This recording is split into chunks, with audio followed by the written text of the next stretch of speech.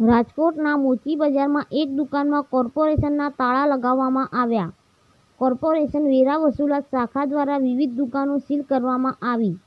Seal કરાયેલા વેપારીઓમાં રોષ. દુકાનદારોએ કોર્પોરેશનના અધિકારીઓ પર આરોપ લગાવ્યા. કોઈપણ આકારણી વિના દુકાનને ગમતો દંડ લગાવવામાં આવ્યો. વેપારીઓ. રિપોર્ટર સુનિલ ગાંજાવાલા.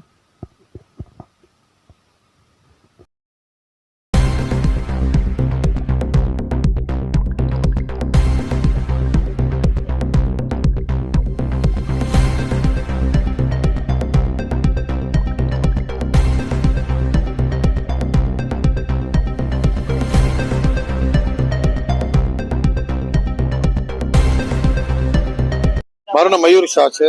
હવે હકીકત એ છે કે હું આ દુકાન મયુર જનરલ સ્ટોરનો માલિક છું અને છેલ્લા આશરે સમજો કે છેલ્લા 15 વર્ષથી અહીં અમારે જે જગ્યાનો વેરો હોય તે આવતો નથી.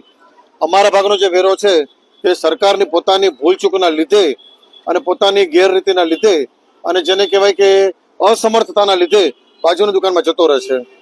તો ગુરબાની જે દુકાન છે બાજુમાં, ગુરબાની પરિવાર તેના માલિક છે, તેમને ત્યાં વેરો જતો રહે છે. કોરોના પહેલાથી અમે લોકો જે તે સમય મૌખિક તેમજ લેખિત અરજી નગરપાલિકામાં વોર્ડ નંબર 3માં નીલમબેન બેલીને ત્યાં આપેલી છે.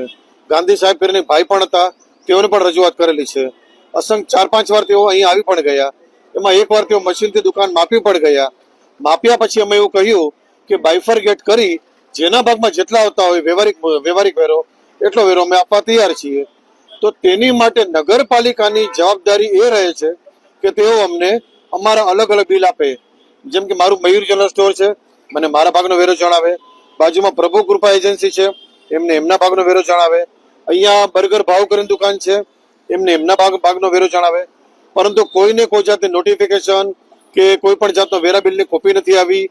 છેલ્લા આશરે 20 દિવસ પહેલા તેઓ પદયાત્રા કરીને અહીં આવ્યા હતા. આવીને એવું કહ્યું હતું કે તમારા લોકોનું અમને રજૂઆત, અમને તમારું વેરા બિલ બતાડો. ત્યારે અમે એવું કહ્યું કે સાહેબ આ મુદ્દો છેલ્લા 5-7 વર્ષથી ઊભો છે અને જો વોર્ડ નંબર 3ના અધિકારીઓ અમને વેરા બિલ ન આપે કે વેરા શાખા અમને બિલ ન આપે તો અમે વેરો કઈ રીતે ભરીએ? અત્યારે અમે લમસમ અમાઉન્ટ ભરીએ તો તે કોઈ જાતની અમને આધાર મળતો નથી. કારણ કે આકારણી મુજબ જોવા જઈએ તો કોના ભાગમાં કેટલો વેરો બાકી છે તે આવતું નથી. તો અમે વેરો કઈ રીતે ભરીએ? એમ આજે અમે જ્યારે વેરો ભરવા તૈયાર છીએ તો એના બદલે અમને જાણ કર્યા વગર સવારે અમને ઊંઘતા ઝડપી લીધા અને અહીં અમારી જાણ બહાર અહીં બિનજરૂરી નોટિસ મારી દીધી છે. આજે અમે કોઈ દેવાળિયા કે એવા વેપારી નથી, અમે લોકો ઓફિશિયલી ચાલવાવાળા વેપારીઓ છીએ અને જેને કહેવાય કે ટૂંકા ગાળામાં અમે વેરો વ્યવહારિક ભરવા તૈયાર છીએ. તો અમને એટલો ન્યાય મળવો જોઈએ કે અમને આમાંથી વેરા મુક્તિમાંથી અમને વેરો ભરવાની યાદી મળે, સૌના વેપારીઓના પોતપોતાના ફિગર આવે અને અમને અમારો વેપાર કરવા મળે. આ અમારી એક નજીવી રોજીરોટી છે અને અમારી રોજીરોટી છીનવાઈ છે. સરકારને એવી રીતે કઈ ભૂખ આવી છે કે સારા વેપારીઓને જાણ કર્યા વગર તેઓ દુકાનોને સીલ મારવા લાગ્યા છે. આમાં ક્યાંક ને ક્યાંક ભ્રષ્ટાચારની મોટી બદબુ આવે છે, પરંતુ એ મુદ્દો આપણે પછી લેશું.